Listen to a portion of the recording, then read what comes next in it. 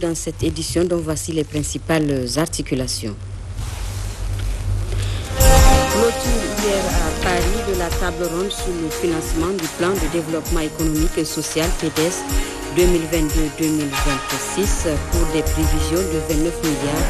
L'objectif atteint est de 45 milliards d'euros. Les résultats ont donc largement dépassé les attentes.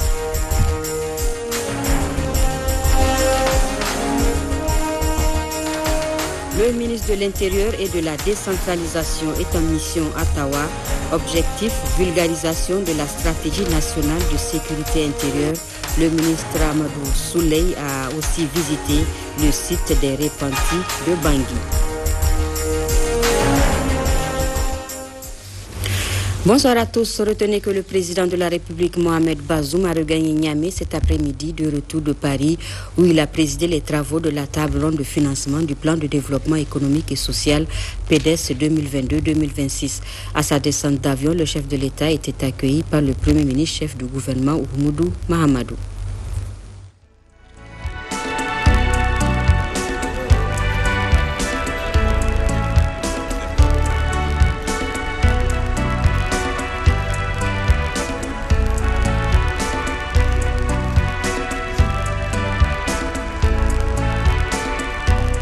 Avant son départ de Paris ce matin, le président de la République était à l'Élysée.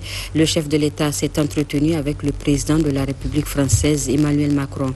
La coopération entre le Niger et la France était au centre des échanges. Ouattara Moussa et Mahamadou Adamou. À son arrivée au palais de l'Élysée, le président de la République, chef de l'État Mohamed Bazoum, a été chaleureusement accueilli par le président de la République française, Emmanuel Macron.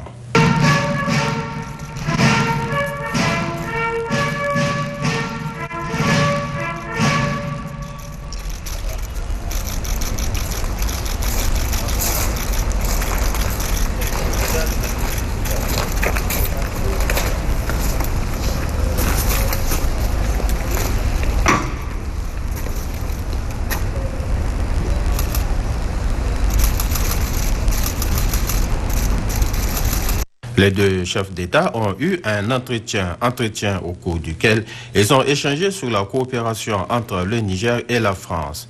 Ainsi, dans le cadre du plan de développement économique et social 2022-2026, la France s'engage à accompagner le Niger dans le cadre de l'éducation. Et dans le domaine sécuritaire, les deux pays décident du renforcement de la coopération militaire avec un changement de stratégie dans la lutte contre le terrorisme qui sera plus offensive.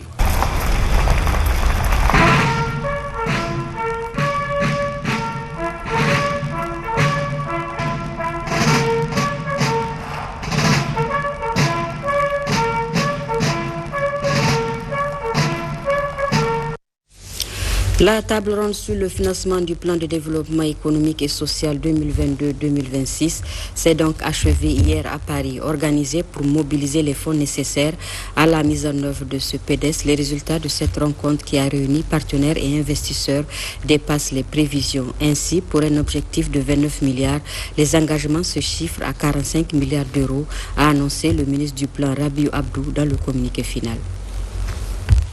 5 et 6 décembre 2022, s'est tenue à Paris la table ronde des investisseurs et des partenaires au développement sur le financement du plan de développement économique et social PDS 2022-2026. La table ronde a été organisée par le gouvernement de la République du Niger en partenariat avec le groupe de la Banque mondiale, le système des Nations unies, la France, la délégation de l'Union européenne et l'appui des partenaires techniques et financiers bilatéraux et multilatéraux du Niger. La table ronde s'est déroulée en 2 temps, à savoir un volet institutionnel des partenaires techniques et financiers et des amis du Niger, tenu le 5 décembre, et un forum des investisseurs privés, tenu le 6 décembre. La cérémonie d'ouverture officielle de la table ronde et du forum des investisseurs a été placée sous la présidence effective de son Excellence M. Mohamed Bazoum, président de la République, chef de l'État.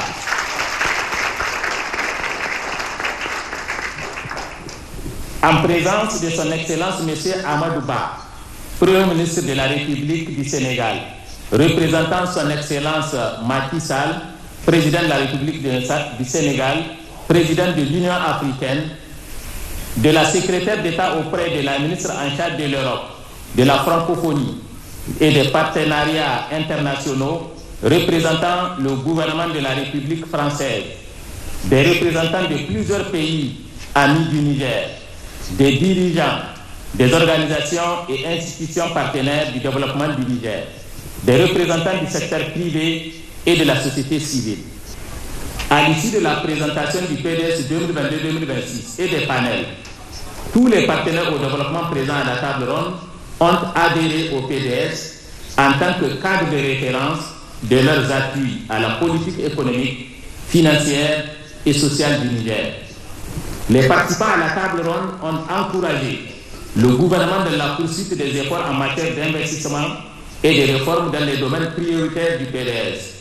Les partenaires ont mis l'accent sur la nécessité d'assurer le financement des interventions inscrites dans le plan d'action prioritaire du PDS et de poursuivre la réalisation des études de faisabilité de tous les projets contenus dans la banque des projets. Les amis du Niger ont recommandé par ailleurs que l'attention soit davantage portée sur les aspects suivants: l'amélioration de la capacité d'absorption des crédits, la mise en place d'un partenariat multibailleur pour des projets structurants, la participation politique et économique des femmes et des jeunes, l'augmentation de la résilience des écosystèmes et des communautés face aux chocs, notamment climatiques et sécuritaires, à travers des investissements accrus dans le domaine des services sociaux de base, la stabilisation et le relèvement, le développement des chaînes de valeur agro-silvopastorales, halieutiques, pétrolières et minières.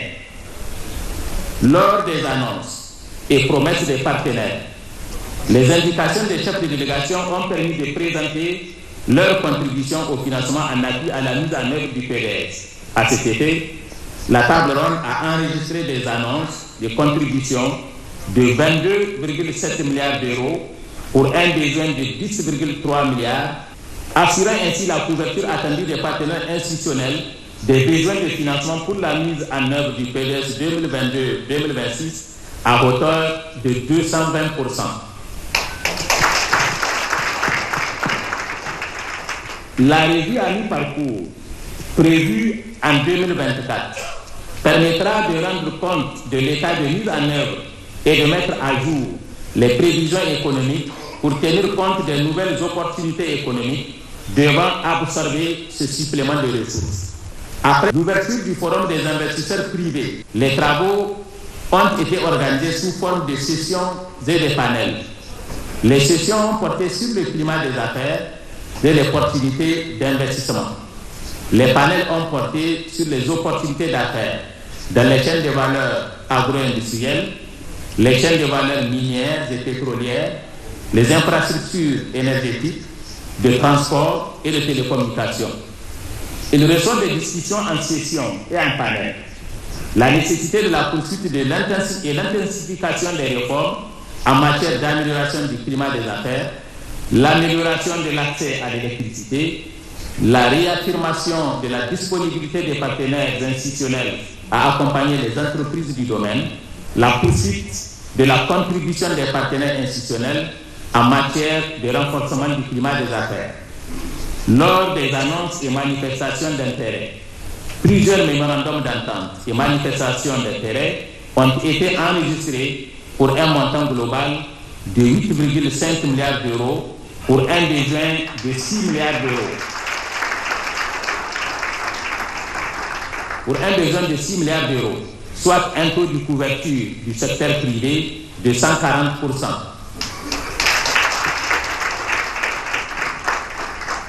Au total, les annonces et manifestations d'intérêt d'un montant global de 45 milliards d'euros ont été enregistrées pour un besoin global de 29,6 milliards d'euros.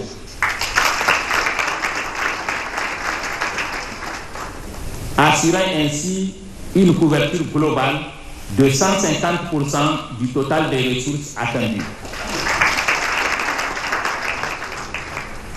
Ce niveau d'engagement assurant ainsi très largement la couverture des besoins de financement témoigne de la qualité et de l'excellence des relations d'amitié et de coopération entre le Niger et ses partenaires. En conclusion, toutes les parties se sont félicitées du succès des travaux de la table ronde des investisseurs et des partenaires au développement tenue les 5 et le 6 décembre 2022 à Paris. Le gouvernement du Niger remercie ses partenaires pour la confiance renouvelée et pour le soutien massif, aussi bien technique que financier, pour la mise en œuvre du plan de développement économique et social PDS 2022-2026, fait à Paris le 6 décembre 2022, la table ronde. Je vous remercie.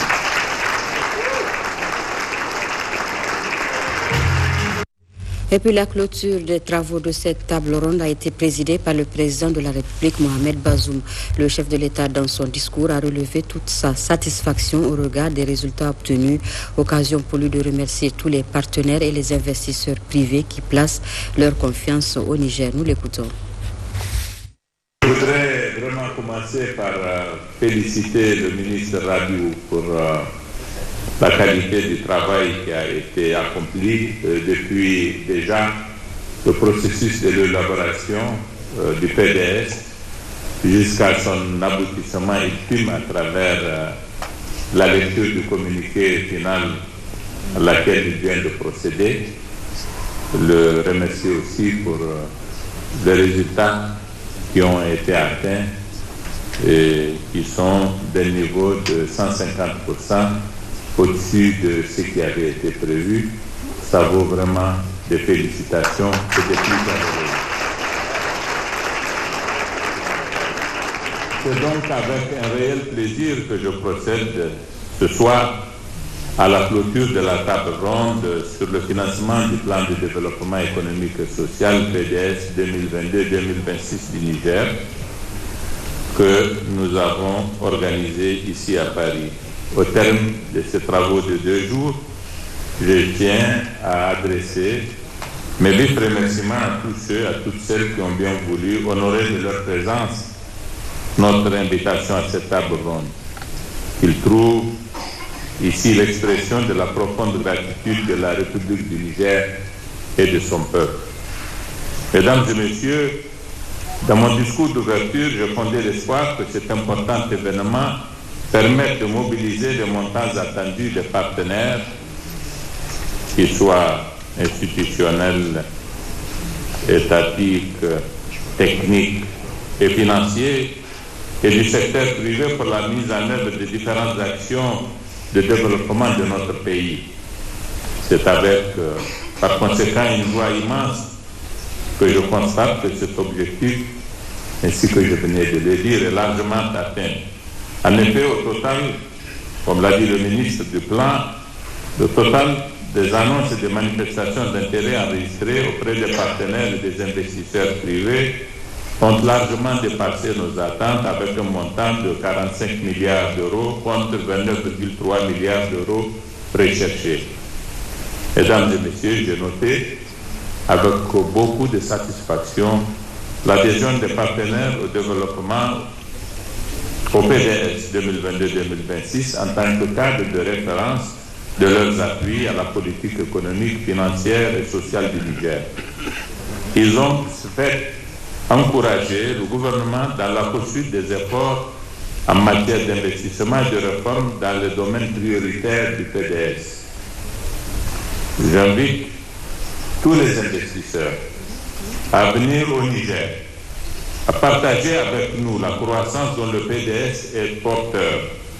Comme vous l'avez sans doute remarqué, 11 projets structurants disposent déjà de leur étude de faisabilité. Le gouvernement s'engage à réaliser les études de faisabilité de tous les projets inscrits dans la banque des projets qui en compte plus de 300 actuellement. En mobilisant les ressources annoncées avec les partenaires et le secteur privé, nous allons impulser et accompagner la transformation structurelle de notre économie bâti sur un capital humain de qualité dans un environnement de paix et de sécurité. Cela aboutira à l'amélioration, j'en suis convaincu, du bien-être des Nigériennes et des Nigériens. Mesdames et messieurs, je peux vous assurer que toutes les recommandations que vous avez formulées pendant les sessions et les panels seront mises en œuvre. Avant de clôturer les présents travaux, je tiens à réitérer une fois encore mes remerciements à l'ensemble des partenaires qui nous ont accompagnés dans la formulation du PDS jusqu'à l'organisation de cette table ronde. Je tiens également à exprimer mes sentiments de gratitude aux autorités françaises pour leur soutien constant et pour l'hospitalité qu'elles nous ont offerte pour l'organisation de la présente table ronde. Sur ce, je déclare solennellement clos les travaux de la table ronde des investisseurs et des partenaires du financement du PDS 2022-2026. Je vous remercie de votre attention.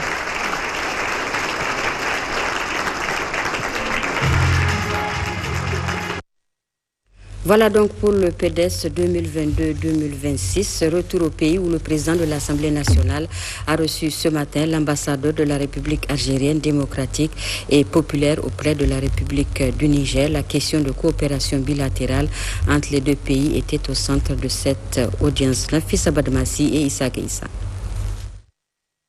Cette visite de courtoisie de l'ambassadeur de la République algérienne démocratique et populaire auprès de la République du Niger intervient quelques jours après le passage de la délégation des parlementaires algériens à l'Assemblée nationale du Niger. La coopération bilatérale était au centre de cette audience. Elle intervient aussi quelques jours après la visite à Niamey d'une délégation de parlementaires algériens. C'était aussi l'occasion pour moi d'aborder avec son Excellence Monsieur le Président de l'Assemblée nationale les relations de coopération en général et celles relatives à la coopération parlementaire en particulier. Ces relations ont une profondeur stratégique sur tous les plans culturel, humain, économique et sécuritaire et très encouragé par la disponibilité des hautes autorités du Niger pour faciliter ma tâche en compagnie de l'ambassadeur d'Algérie au Niger. Entre l'Algérie et le Niger, une étroite coopération existe depuis belle lurette, notamment sur le plan socio-économique. Elle se renforce de plus en plus ces derniers temps avec des visites et des échanges entre les deux pays. D'autre part, poursuite des travaux en séance plénière de la deuxième session ordinaire, dite session budgétaire de l'Assemblée nationale. 5 points étaient inscrits à l'ordre du jour de la séance plénière de ce matin. C'était sous la présidence du 3e vice-président de l'institution, Nafisa Badmassi et Issa que nous retrouvons.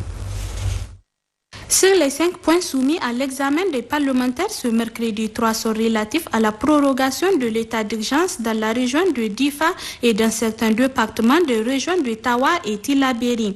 Ces 3 projets de loi ont été adoptés à l'unanimité des députés présents au moment du vote, à la grande satisfaction du commissaire du gouvernement. Nous avons suivi avec attention les débats. S'il y a un sujet, s'il y a une thématique, s'il y a une préoccupation sur laquelle le gouvernement communique, c'est bien la question sécuritaire et donc, en conséquence, y compris toutes les dispositions qui sont prises, notamment la question de l'état d'urgence. Du niveau local, c'est-à-dire au niveau des villages, au niveau des communes, au niveau des départements, au niveau régional et y compris au niveau national, le gouvernement ne rate aucune occasion, aucune, pour entretenir la population nigérienne de tous les efforts qu'il est en train de conduire en vue d'améliorer leurs conditions sécuritaires. Les 2 autres projets de loi ont également bénéficié d'un vote massif, 105 voix pour, 0 contre et 0 abstention pour le premier qui est relatif à la ratification de l'accord cadre et son accord de mandat de vente à tempérament composé d'un financement de 3 430 000 €, première phase service, Et du deuxième accord cadre et son accord de mandat de vente à tempérament d'un montant de 17 60 000 €. Deuxième phase active signée le 4 juin 2022 à Niamey entre la République du Niger et la Banque islamique de développement BID pour le financement du projet de mise à niveau de la route Douti-Kourdoula, frontière Nigeria-Niger.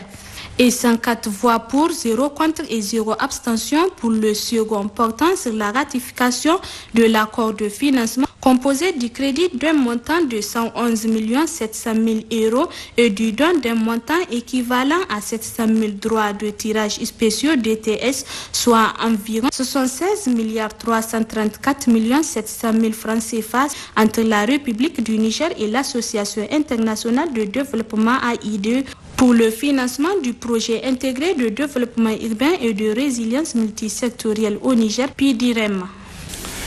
À travers cette adoption, vous venez de valider ces ordonnances, témoignant ainsi clairement de la détermination de votre illustre institution à accompagner le développement socio-économique de notre pays. Comme vous le constatez, ces défis ne peuvent être relevés qu'avec le concours précieux de nos partenaires au développement, à qui j'adresse ici mes sincères remerciements. Ces accords de financement et de prêts cadrent parfaitement avec les objectifs du programme de développement économique et social de notre pays qui vient heureusement cette semaine d'avoir le soutien de la communauté internationale sous le leadership de son Excellence Mohamed Bazoum à la table ronde de Paris qui s'est achevée de façon heureuse avec le bouclage de nombreux financements, et c'est malgré la conjoncture mondiale défavorable à ce genre d'exercice.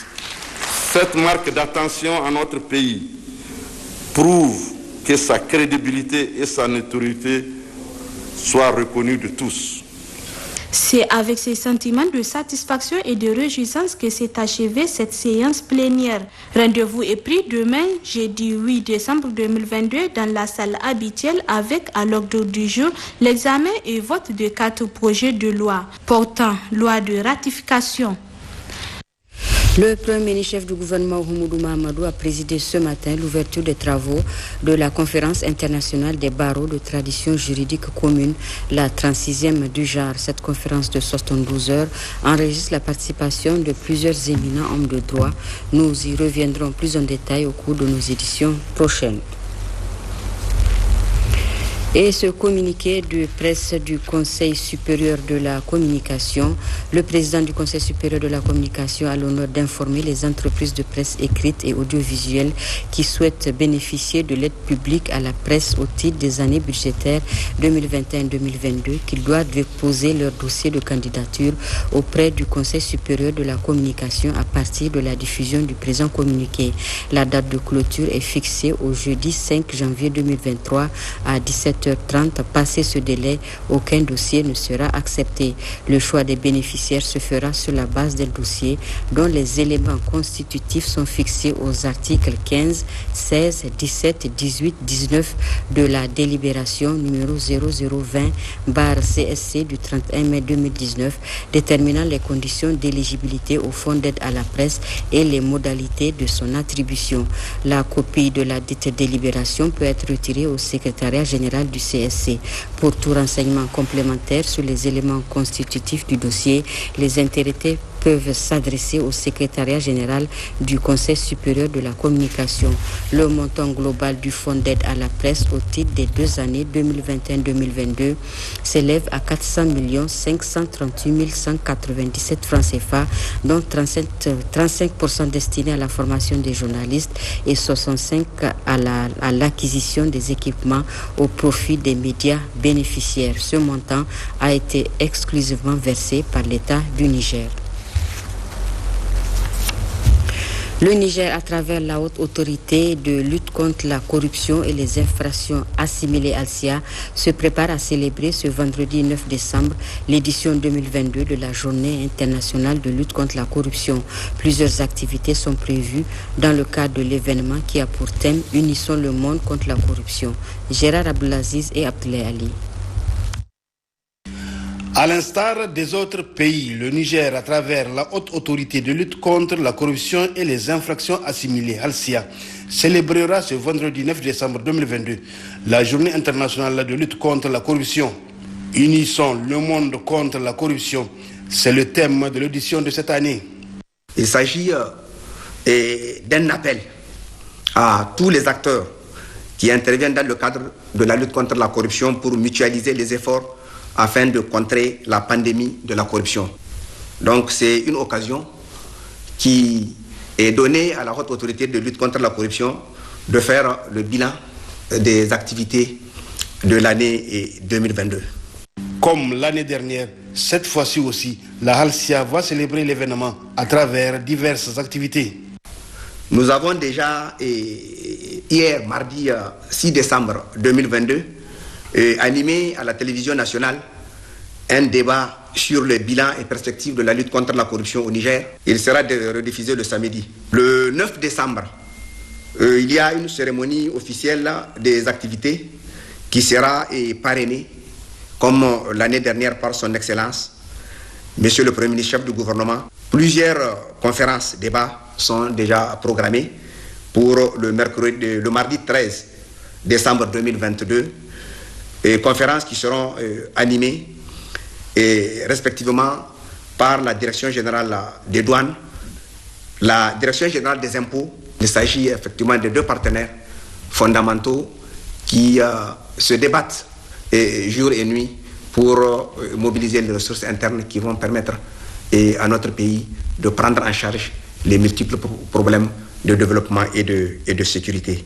Donc c'est pourquoi j'en appelle à tout le public à venir le 9 décembre 2022 au siège de la HALCIA pour soutenir les actions menées par la HALCIA et le gouvernement depuis plus de 10 ans pour contenir le fléau de la corruption. Observé chaque année le 9 décembre depuis l'adoption le 31 octobre 2003 de la Convention des Nations Unies contre la corruption, la Journée internationale de lutte contre la corruption vise à attirer l'attention du public sur les problématiques de lutte contre ce phénomène. À Agadez, lancement dans la commune rurale d'Iferouane du projet dénommé Bijouterie du Sahel. La cérémonie d'ouverture a été présidée par la première dame Hadija Bazoum à travers sa fondation Nour, Moussa Efale et Bachir Harouna.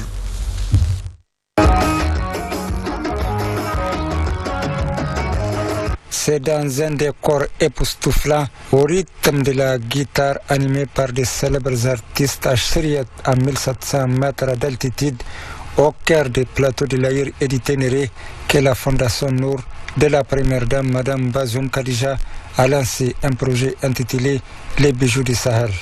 Ce projet de bijouterie fait partie d'un projet phare qui a pour ambition de créer un centre de formation de la paix pour le transfert de technologies de dernière génération et du savoir-faire aux artisans de la région d'Agadez. Dans un premier temps, comme l'a dit Alexandra, notre partenaire, elle va travailler avec quelques artisans dans leurs ateliers pour les former et pour qu'ils puissent produire des échantillons qui répondent aux normes internationales.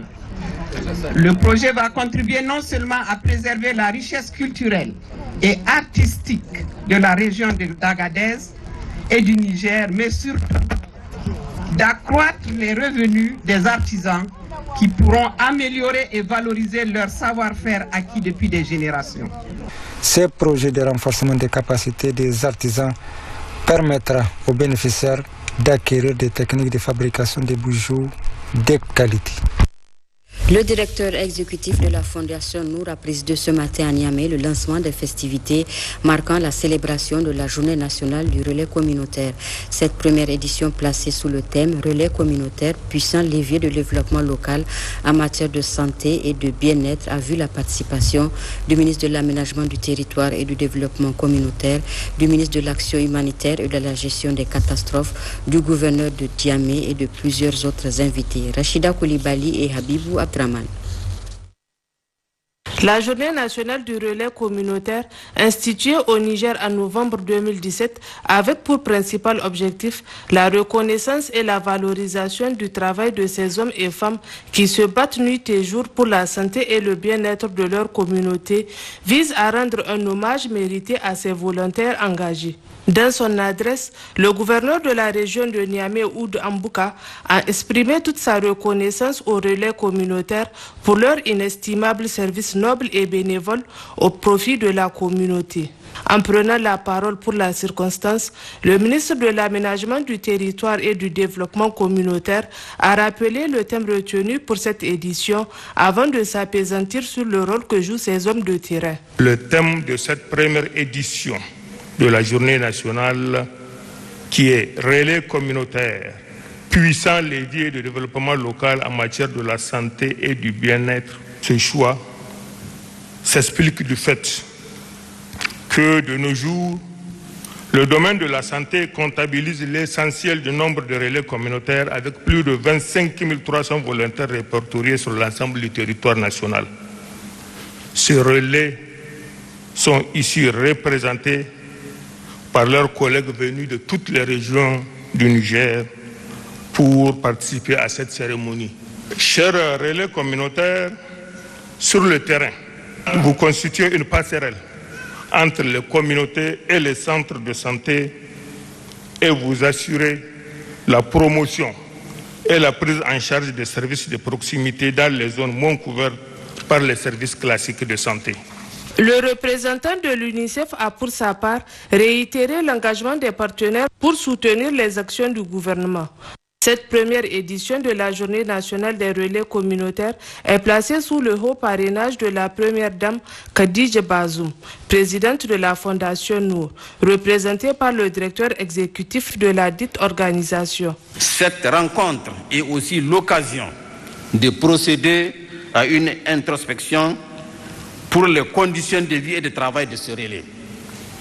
Par conséquent, nous avons le devoir de nous mobiliser individuellement et collectivement pour accompagner les actions de plaidoyer à l'endroit des décideurs politiques et des partenaires techniques et financiers.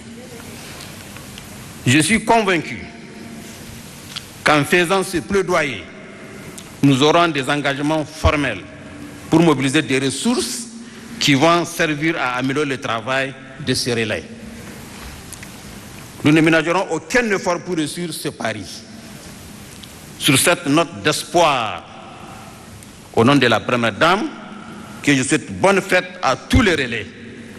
La projection d'un film documentaire retraçant les actions menées par les volontaires à Maradi, Tawa et Zender, suivi par la présentation du logo de l'Agence nigérienne de volontariat pour le développement ANVD et la remise de prix aux meilleurs relais communautaires des 8 régions du Niger, ont marqué la fin de la cérémonie. Le ministre de l'Intérieur et de la décentralisation a entamé hier une mission de travail dans la région de Tawa.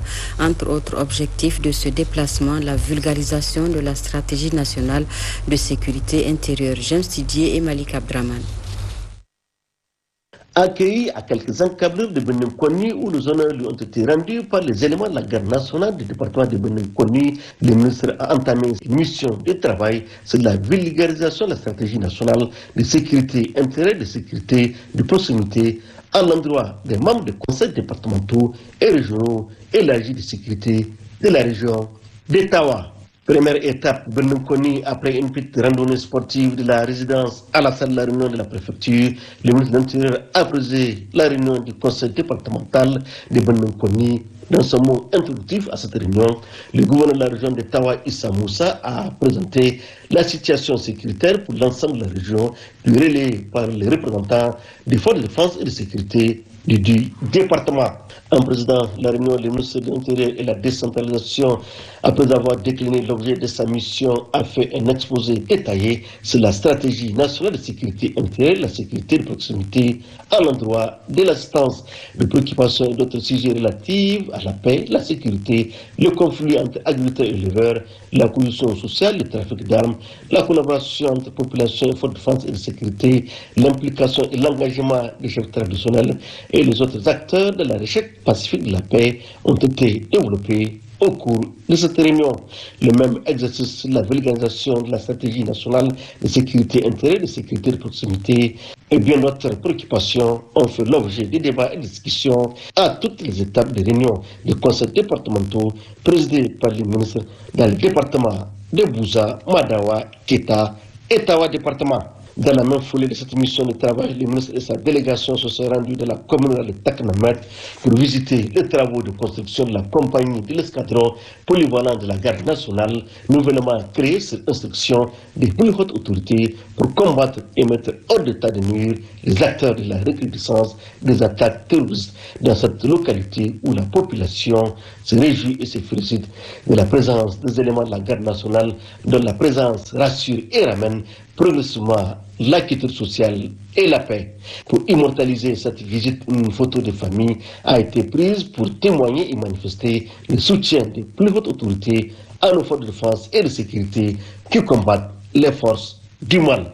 Toujours dans la deuxième journée de cette mission de travail de retour tard à Tawa, le ministre, comme il l'a fait dans les autres départements, a présidé la réunion du conseil départemental de sécurité. Au niveau du département de Madawa, le ministre de l'Intérieur a effectué une série de visites au niveau des services relevants de son département ministériel, notamment au niveau de la compagnie de la protection civile, communément appelée les sapeurs-pompiers, en plein chantier dont le délai de finition est de 8 mois. Autre visite des anciens locaux de Satom rétrocédés à la mairie d'Egalma qui, à son tour, a rétrocédé ses infrastructures au profit de la garde nationale du département de Madawa.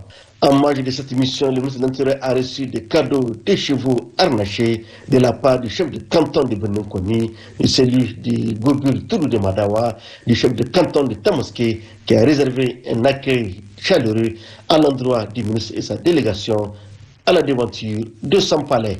La troisième journée de cette mission de travail de la région de Tawa, le ministre de l'Intérieur la consacrera dans les communes de Bambay, Tebram et le département de Bagaroua.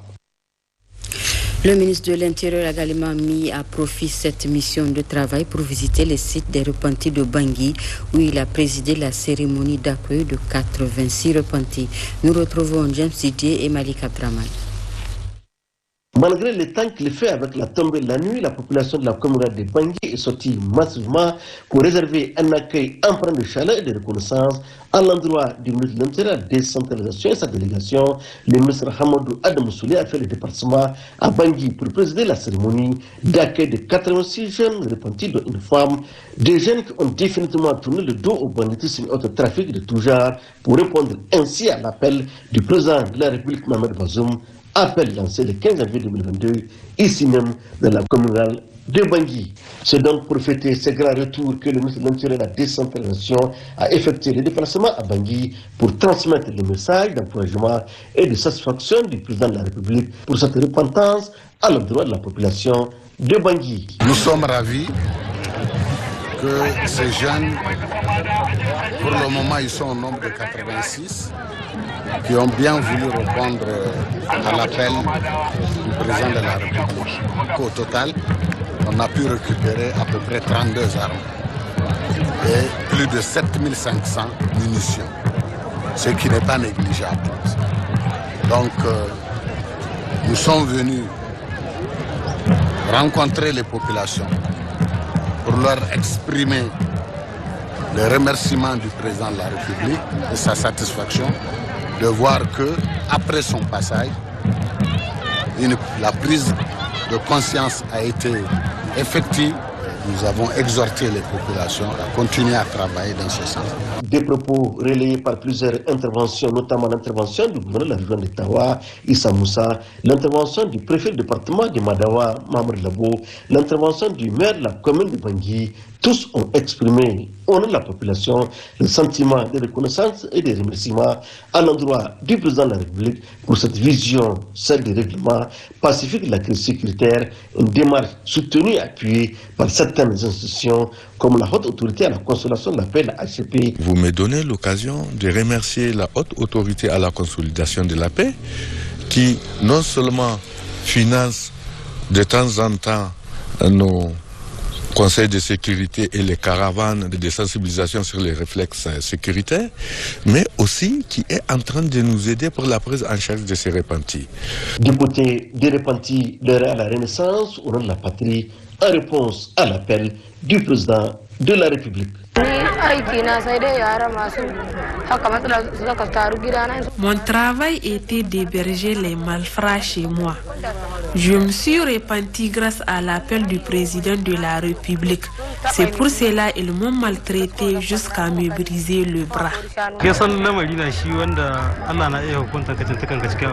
Il s'agit d'une épreuve de la vie.